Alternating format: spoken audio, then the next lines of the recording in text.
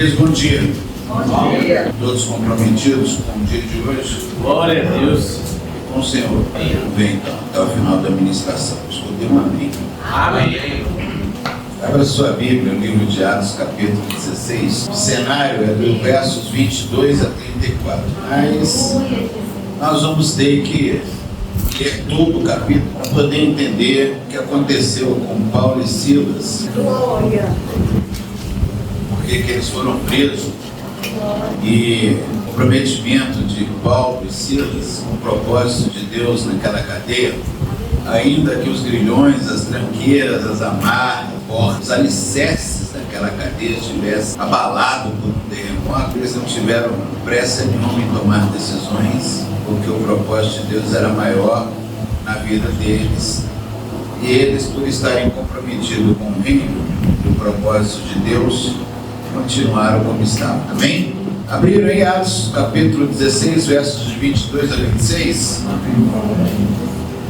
Nós vamos fazer mais uma oração, que Deus possa esvaziar a nossa mente, o nosso coração, para receber da palavra. Tá? Vocês desculpam estar sentado, mas eu preciso fortalecer meu joelho, tá? Só na misericórdia. Deus é Deus de restauração. Amém. Senhor, em nome de Jesus, oramos ao Senhor mais uma vez, pedindo o seu cuidado, a sua intervenção, Deus.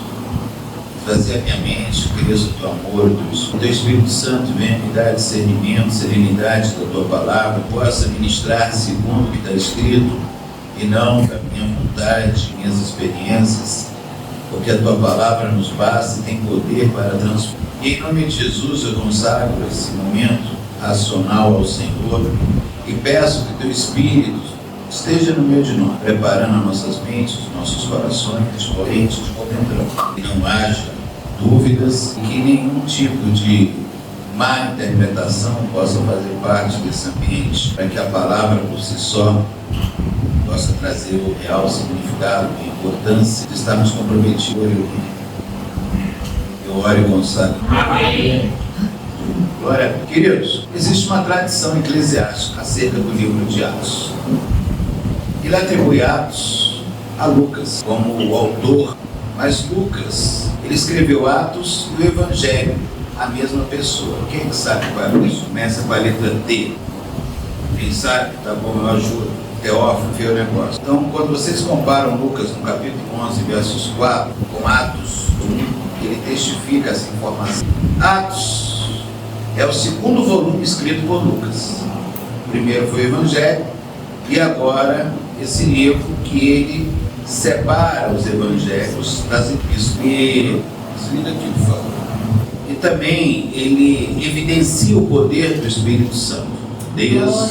Então existem datas prováveis, varia de 62 depois de Cristo a 70. Então o autor sugerido por essa tradição eclesiástica então Atos dos Apóstolos é o primeiro livro da história da igreja. Então, por ser o primeiro, ele fecha os evangelhos, registrando a caminhada dessas igrejas a Roma. E eu afirmo para vocês que não tem. Por que não tem? Porque a igreja continua prosseguindo até o retorno de Cristo. A igreja ainda está caminhando, proclamando o evangelho até a volta. Mas Lucas, quando escreve esse livro, ele escreve com um propósito para ser meditado, sim, estudado na íntegra. Não como uma história remota, distante, algo sem muita importância, mas como um desafio presente a mudanças que vieram acontecendo ao longo essas centenas de anos, né?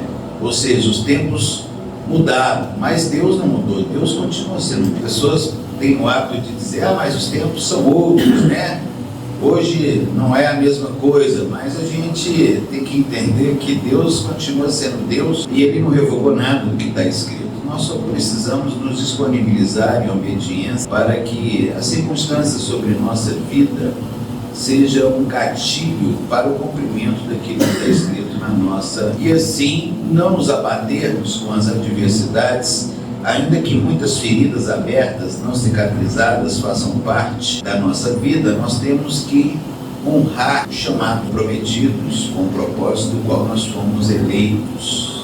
escolhi para que o propósito é uma grande importância. Isso tem uma forma de satisfazer o meu comportamento. Ele é um comportamento racional dentro do que ou eu misturo as coisas vivendo o emocional. Eu afirmo para vocês, queridos, que o comprometimento ele não é sentimento, é uma decisão. Não pode misturar estar comprometido a estar em dança, transformação, crescimento e aprimoramento. Você tem um mal ou você tem um caráter. Eu escutei um amém. Amém. Eu fico fascinado com a capacidade de vocês serem lembrados do Atos. Ainda bem que só Deus vai dizer. Acompanhe comigo aí, Atos capítulo 16. Os versos que nós vamos compreender hoje é do 22 ao 34, mas eu vou meditar em todo o capítulo. Quem está no celular aí com volume alto, pode abaixar para que a gente possa estar voltado aqui ao culto, tá? Então vamos lá. No versos 1, Paulo leva consigo quem? Timóteo. Essa versão aqui, pastor, é Almeida Corrigido e Fiel, tá? Se for projetar aí. Então, chegando a Derbe e a Listra, havia ali um discípulo chamado Timóteo, filho de uma judia crente, mas de pai grego. Dele davam bom testemunho os irmãos em Listra e Icônio. Quis Paulo que ele fosse em sua companhia e, por isso, circuncidou por causa dos judeus, mas circuncidou porque precisava ser circuncidado para que fosse aceito no meio daqueles judeus. Então, pois todos sabiam que seu pai era grego, então era necessária a circuncisão. Ao passar pelas cidades, entregavam os irmãos para que as observassem. As decisões tomadas pelos apóstolos e presbíteros de Jerusalém, assim as igrejas eram fortalecidas aonde? Na fé. E dia a dia aumentavam o número.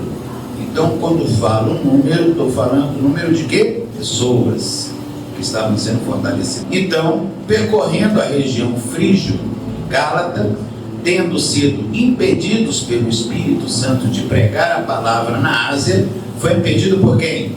Pelo Espírito. Defrontando Mícia, tentavam ir para Bitínia, mas o Espírito de Jesus não o permitiu.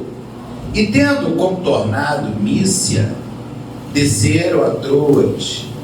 À noite, então, sobreveio a Paulo uma visão na qual um varão macedônio estava em pé. Lhe rogava dizendo: passa a Macedônia e ajuda-nos. Assim que teve a visão, imediatamente procuramos partir para aquele destino, concluindo que Deus nos havia chamado para lhes anunciar o Evangelho.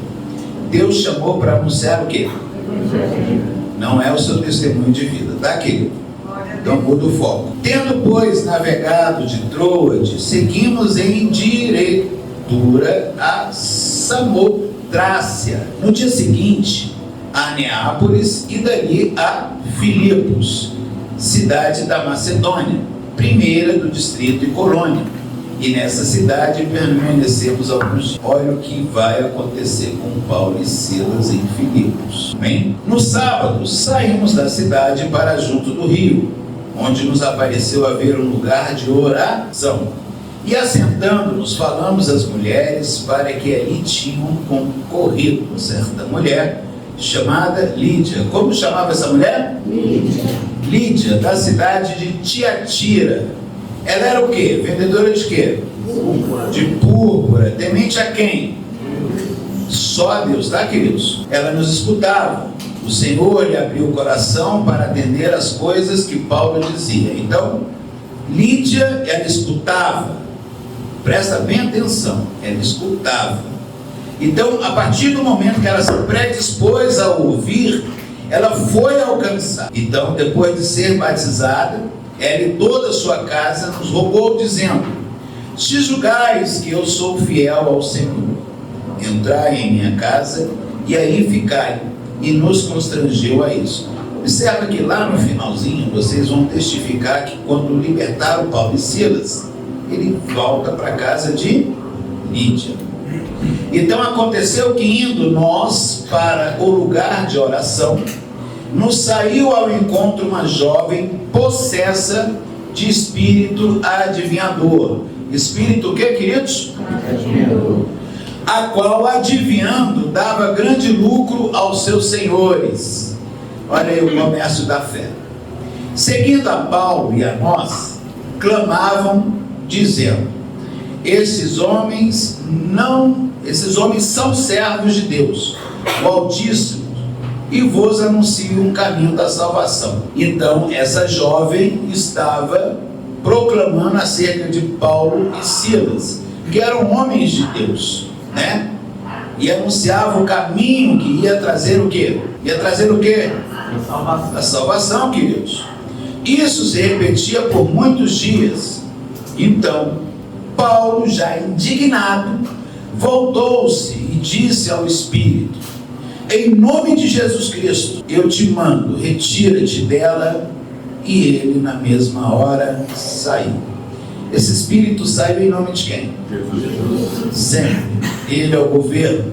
Vendo os seus senhores, que ganhavam dinheiro com essas adivinhações, que lhes desfizeram a esperança do lucro, agarrando em Paulo e Silas, seguraram eles e levaram para a praça, a presença daquelas autoridades que ali estavam, e levando os pretores, disseram: esses homens sendo judeus, perturbam a nossa cidade, propagando costumes que não podemos receber, nem praticar, porque nós somos o quê? Romanos. Então levantou-se quem?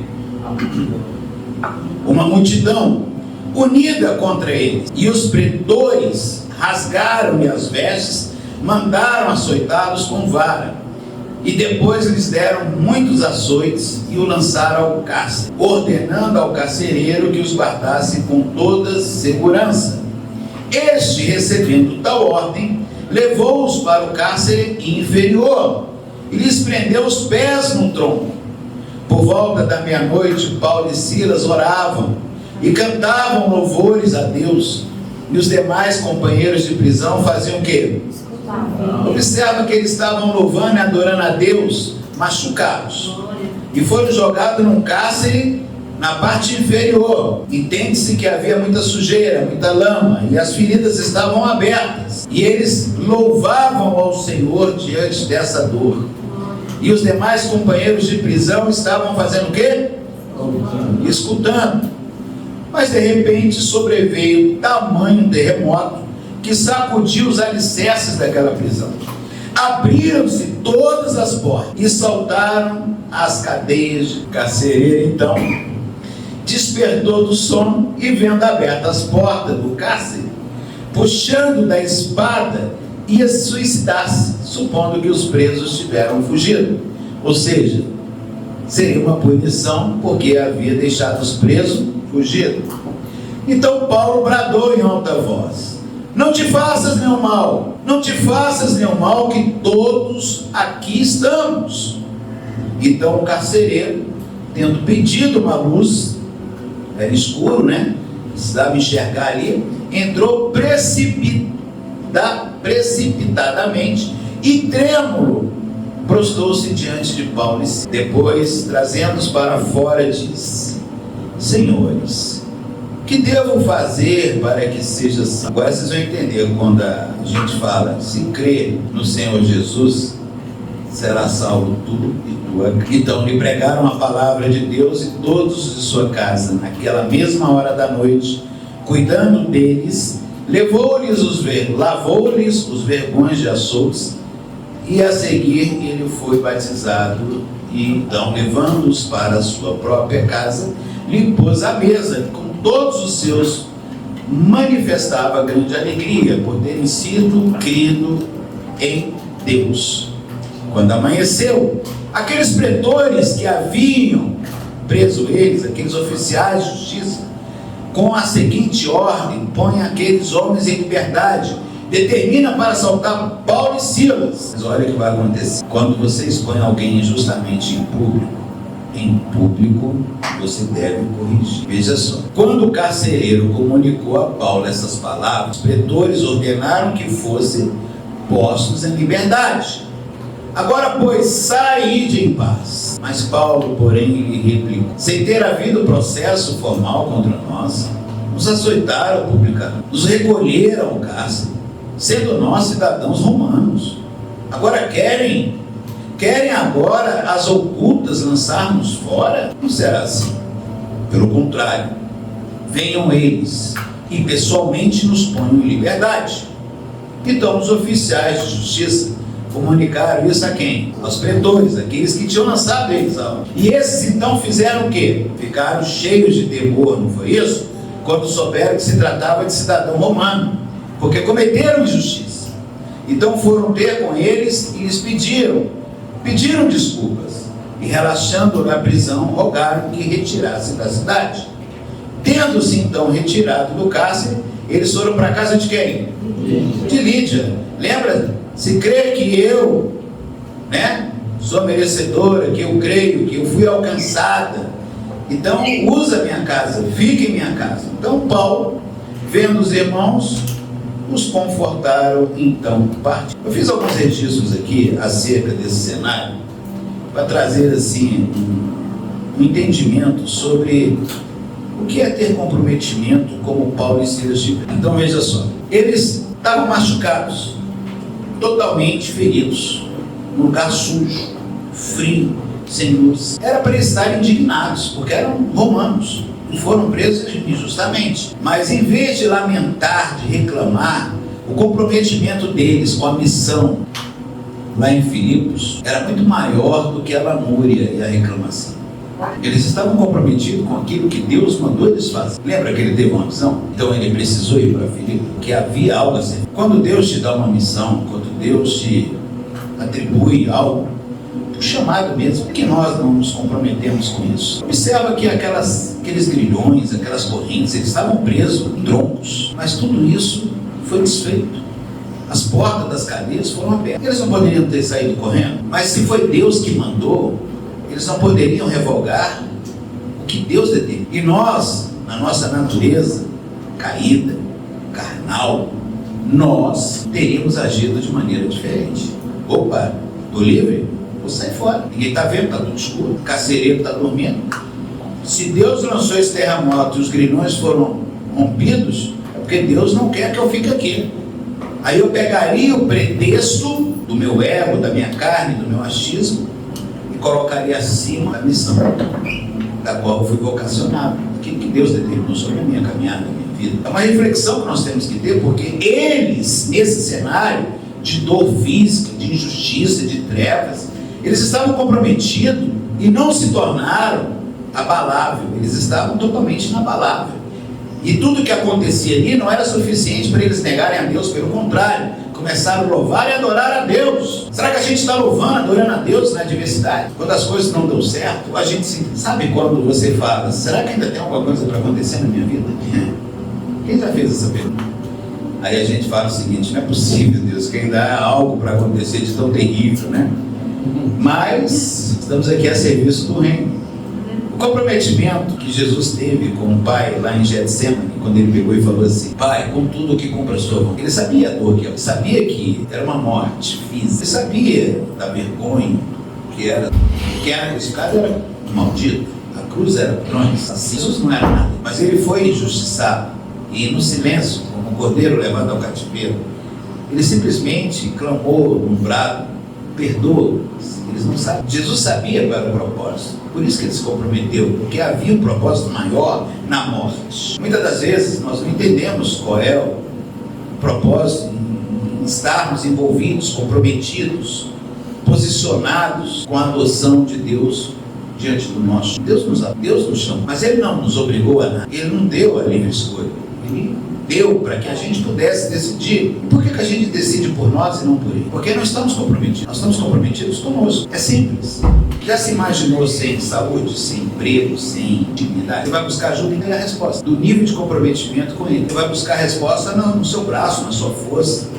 Ainda diz assim, eu vou para o meu corre, vou para o meu trabalho, eu que não dou meus pulos, eu que não faço. Se eu não trabalhar, como é que eu como? Mas Deus não te deu dívida não, querido. Deus te deu foi vida. E vida em abundância, para que não houvesse escassez. Deus não te fez doente. Por que nós não nos comprometemos com esse Deus e começamos a orar, ainda que seja na madrugada, adorar Ele em espírito e verdade, no buscar ler em oração, comprometido, menos favorecido. Sabe quando a gente ora, em vez de a gente colocar primeiro os nossos interesses, colocar o interesse, e o nosso interesse é uma consequência do que nós estamos plantando e não a causa. O que é melhor plantar algo que a gente venha estar alimentado de maneira assim, um alimento tóxico que vai nos com o ego, o narcisismo. As pessoas buscam reconhecimento.